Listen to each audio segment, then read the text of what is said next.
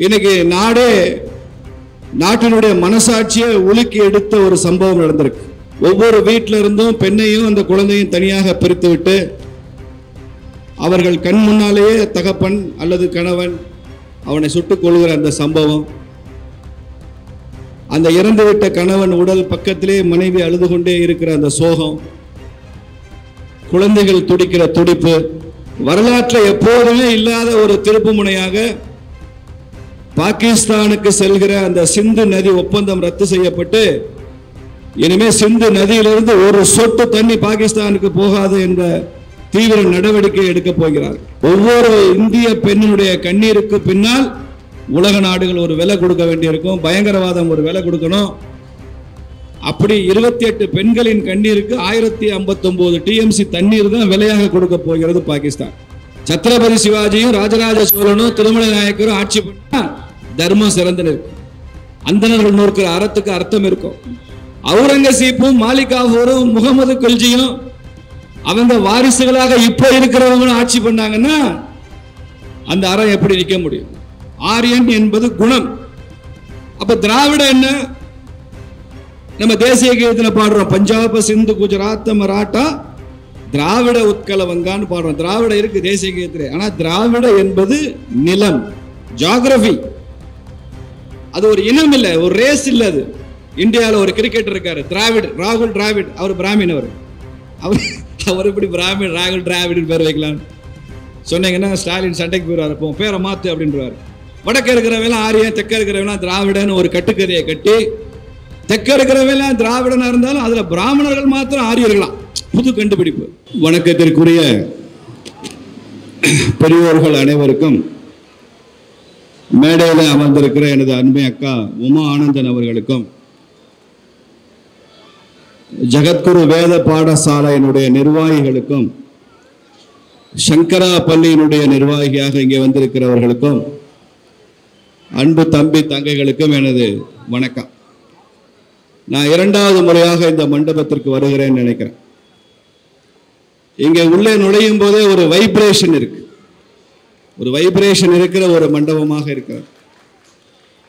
எனக்கு அதற்கு அப்புறம் தான் தெரியும், பல ஆண்டுகளுக்கு முன்பாக மகா பெரியவர் இங்கே வந்து தங்கி அருளிய ஒரு இடம். அந்த இடம் அவர் சொல்லிதான் இந்த அயோத்தியா மண்டபம் உருவானது, ராமனுக்கு ஆலயம் உருவானது, அதை சுற்றி சில அமைப்புகள் உருவாச்சு என்பதெல்லாம் இப்போதான் நான் கேட்டறிந்தேன். அதனாலதான் அந்த வைப்ரேஷன் இங்கே இருக்கு. மகா பெரியவர் அதிஷ்டானத்தை போய் பார்த்தாலே அந்த வைப்ரேஷன் இன்னும் வரும். அப்படிப்பட்ட ஒரு புனித இடத்தில் இருந்து பேசிக் கொண்டிருக்கிறேன்.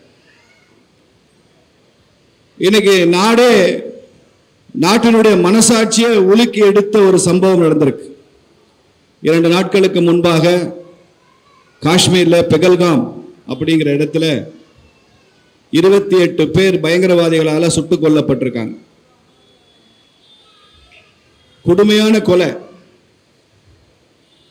ஒவ்வொரு வீட்டில இருந்தும் பெண்ணையும் அந்த குழந்தையும் தனியாக பிரித்து விட்டு அவர்கள் கண் முன்னாலேயே தகப்பன் அல்லது கணவன் அவனை சுட்டுக் கொள்கிற அந்த சம்பவம்,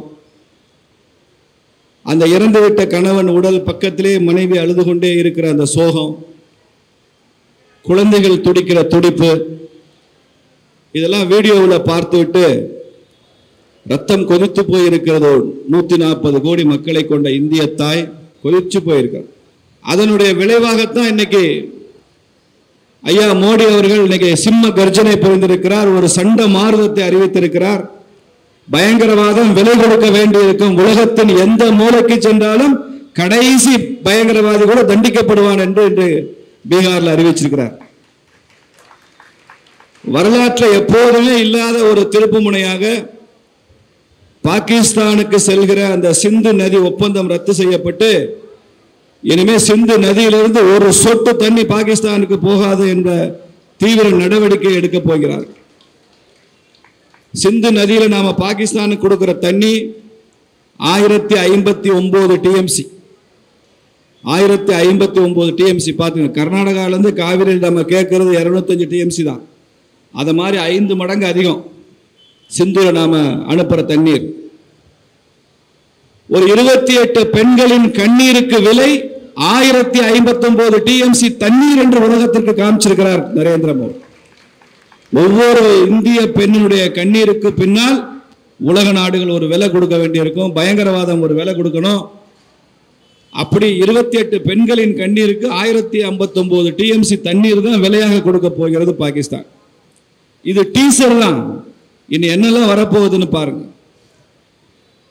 ஆதிசங்கரர் ஆரம்பித்து வைத்த, விதை போட்டு வைத்த அந்த சனாதனம், இந்தியாவின் எல்லைகள் எல்லாம் இணைத்த ஆதிசங்கரருடைய அந்த சனாதனம் இன்னைக்கு எல்லையிலே நின்று கொண்டு சண்டமாரதம் செய்து கொண்டிருக்கிறது. இந்த சனாதனம் நாமளும் அதற்கு தயாரான ஒரு மனோநிலையில் இருக்கணும்.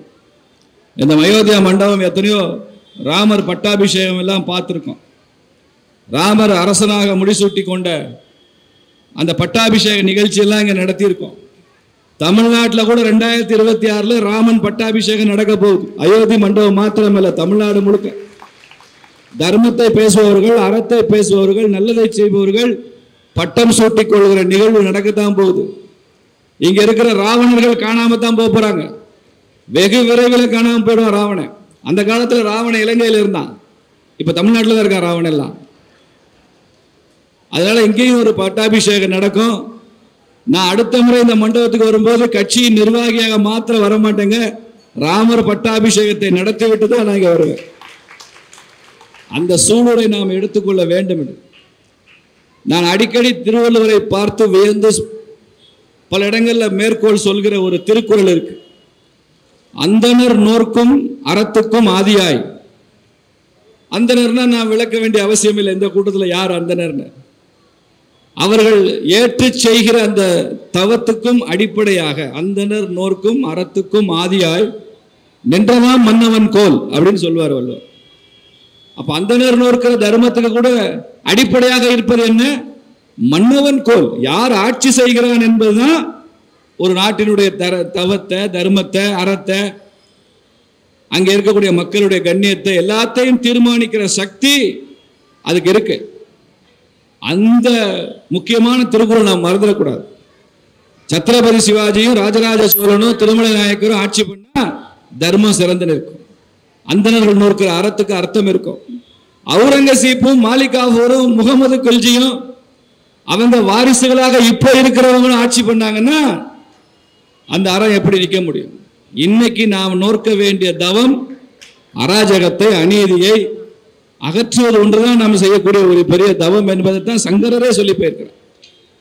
ஆதி சங்கரர் என்ற அந்த ஒரு கடவுளுடைய அவதாரம் இந்த தேசத்தில் தோன்றவில்லை என்றால் இன்றைய நவீன இந்தியா இருந்திருக்காது. நவீன இந்தியா என்று உருவான கான்செப்டே ஆதிசங்கருக்கு அப்புறம் தான். அதற்கு முன்னால இந்து தர்மம் என்கிற ஒரு வார்த்தையே இல்லை, இந்துன்ற வார்த்தையே இல்லை. அங்கங்க நிறைய ஸ்கூல்ஸ் ஆஃப் தாட் இருக்கு. ஒவ்வொருத்தரும் அவங்கவங்க ஒரு வழிபாடு, ஒரு முறை, ஒரு சம்பிரதாயம், ஆச்சாரம், அனுஷ்டானம் அப்படிலாம் வைத்துக் கொண்டு வாழ்ந்தார்கள். அது நம்ம நாட்டில் இயற்கையாக நடக்கும். இந்து தர்மமே இட் இஸ் ஹைலி டீசென்ட்ரலைஸ்ட். இங்க ஒரு கடவுள், ஒரு தீர்க்கதரிசி, ஒரு புத்தகம், இதுதான் முறை, இதுதான் வழிபாடு என்பதெல்லாம் நம்ம நாட்டில் இல்லை. மத சுதந்திரம் இங்க அபண்டன்ட் ஃப்ரீடம். அப்படி 72 வகையான சம்பிரதாயங்கள் இருந்திருக்கு ஆதிசங்கரருக்கு முன்னால. ஆதிசங்கரர் 72 வகையான சம்பிரதாயங்களை அவரது காலத்தில் நாடெல்லாம் நடந்து முக்கியமான பகுதிக்கெல்லாம் விஜயம் செய்து பல பேரையும் சந்தித்து அந்த 72 வகையான சம்பிரதாயங்களை 6 சம்பிரதாயங்களாக மாக்கி ஷார்ட் லிஸ்ட் பண்ணவர் தான் ஆதிசங்கரருடைய மகத்தான பெருமை. அதனாலதான் அவருக்கு ஷண்மத ஸ்தாபகர் அப்படின்னு பேர். 6 மதங்களை ஒன்றாக்கி இந்து மதம்னு ஆக்கவில்லை அவர். 72 வகையான சம்பிரதாயங்களை சுருக்கி 6ஆக மாத்தினார். அதுலதான் சைவம் வருது, வைணவம் வருது. அது தெரியும். சைவத்துக்கு சிவன், வைணவத்துக்கு விஷ்ணு, கௌமாரம் முருகன், காணபத்தியம் அப்படின்னா கணபதி, சாக்தம் சக்தி, சௌரியம்னா சூரியன். இப்படி 6 அடிப்படைகளை கொண்டு உருவாக்கப்பட்டதா சனாதனம். இதை முதலில் செய்தவர் ஆதிசங்கரர். அந்த மகான் இல்லை என்றால் இந்த சம்பிரதாயங்கள் உருவாகி இருக்காது. இந்த நாட்டை இணைச்சவர் அவர் தான், இந்த நாட்டை ஒன்றாக்குனவர் அவர் தான். எனக்கு தெரிய இந்திய அரசியல் வரலாற்றில், இந்திய சமூக வரலாற்றில் the first ever spiritual nationalist Adi Shankara தான். முதல் ஆன்மீக தேசியவாதி அவர் தான். நாடெங்கும் மடங்களை நிறுவுறாரு. அவர் தமிழ்நாட்டில் கேரளாவில் பிறந்தவர். அப்போ தமிழர் இருந்திருப்பார். அப்போ மலையாள மொழி தோன்றி இல்லாத காலமாக இருந்திருக்கும். அவங்க அம்மா பேர் ஆரியாம்பாள், அப்பா பேர் சிவகுரு.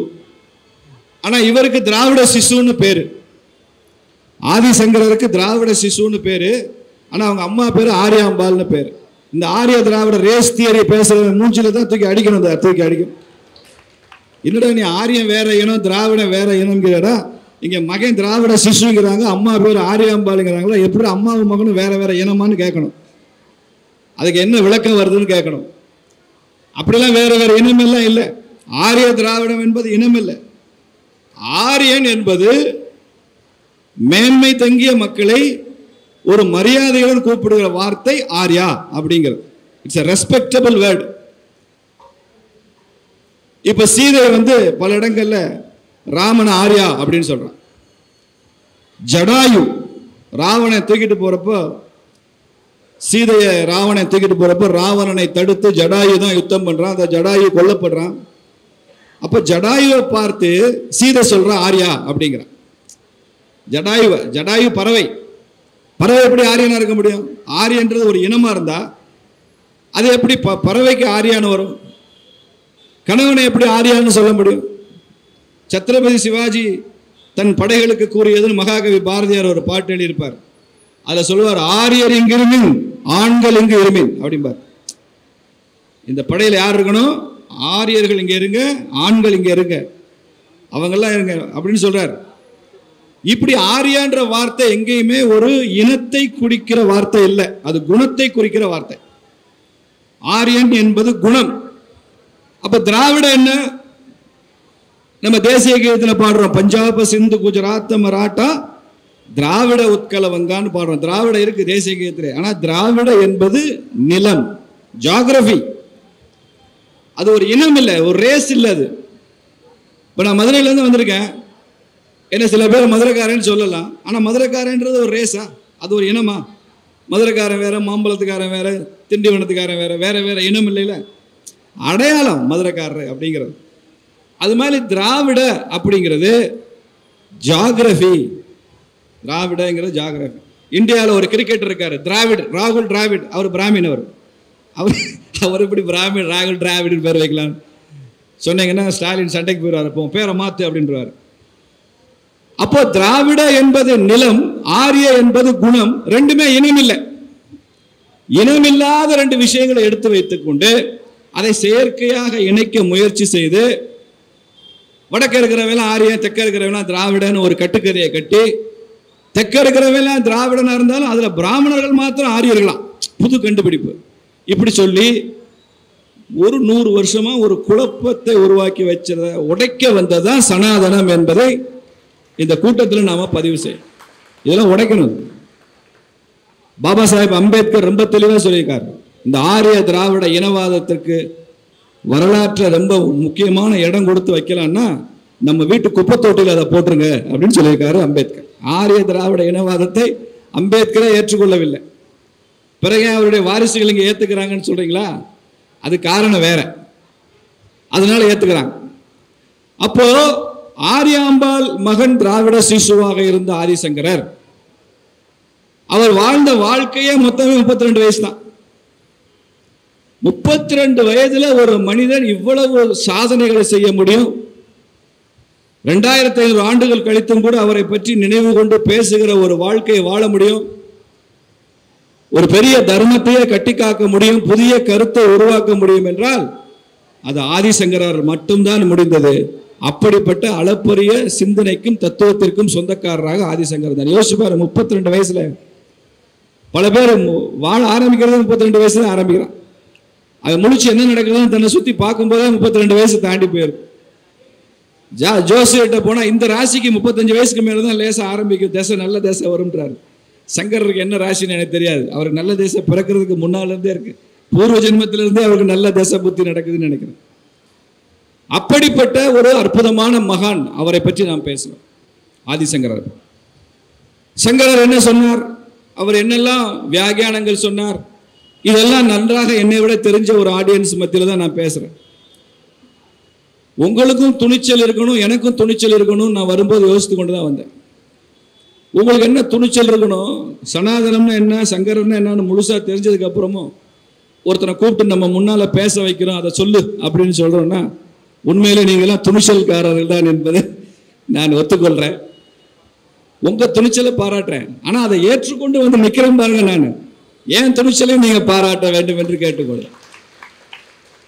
நான் அக்காட்ட சொன்னேன், எனக்கு என்ன பேசுறதுன்னு தெரியலக்கா. அக்கா சொன்னாங்க, நீங்க என்ன வேணாலும் பேசுங்க தம்பி, சங்கரரை பத்தி சனாதனை பத்தி. இப்படிதான் ஒரு வெளிநாட்டில் யுத்தம் வந்ததான், படைகளுக்கு ஆட்கள் பத்தலை. அப்போ அந்த மன்னன் ஆணையிட்டானா, இந்த நாட்டில் உள்ள எல்லா ஆண்களும் யுத்தத்துக்கு வந்துடணும், ஆண் பிள்ளைகள் எல்லாம் யுத்தத்துக்கு வரணும், வயதான கிழவனாக இருந்தால் கூட பரவாயில்ல, ஏதோ கையில் கிடைச்ச ஒரு ஆயுதத்தை எடுத்துக்கிட்டு இல்லை துப்பாக்கி எடுத்துகிட்டு வந்துடணும். அப்போ அந்த நாட்டுடைய மத குருமார்கள்லாம் போய் மன்னன்ட்ட கேட்டாங்களாம், ராஜா நீ பாட்டுக்கு எல்லாரையும் கிடைச்ச ஆயுதம்லாம் எடுத்துட்டு வான்னு சொல்லிட்டேன், நாங்கள்லாம் மத குருமார்கள், நாங்கள் துப்பாக்கியை இப்படி வச்சு சுடுறதா இல்லை இப்படி திருப்பி சுடுறதான்னு கூட தெரியாது எங்களுக்கு, எங்களை கூப்பிடுறிய. அப்போ மன்னன் சொன்னானா, நீ எப்படி சுட்டாலும் நாட்டுக்கு நல்லது, நீ இப்படி சுட்டா வெளியில் உள்ள எதிரி போனா, இப்படி சுட்டா உள்ளுக்குள்ள எதிரி செத்தான், அவ்வளோதான், அதனால நாட்டுக்கு நல்லது, நீ வந்துரு அப்படின்னு சொல்லி வர வச்சான்னு ஒரு கதை இருக்கு. அது மாதிரி நீங்க எப்படி பேசினாலும் நல்லதுதான். ஏன்னா நம்ம தேசத்தை பற்றி தானே பேச போறோம். இந்த நாட்டில் தாங்க தேசம் வேறு, தர்மம் வேறு, தெய்வம் வேறு என்று இல்லாமல் எல்லாமே கலந்து புரிந்து ஒன்றாக இருக்கிற ஒரு தேசம் பாரத தேசம் தான்.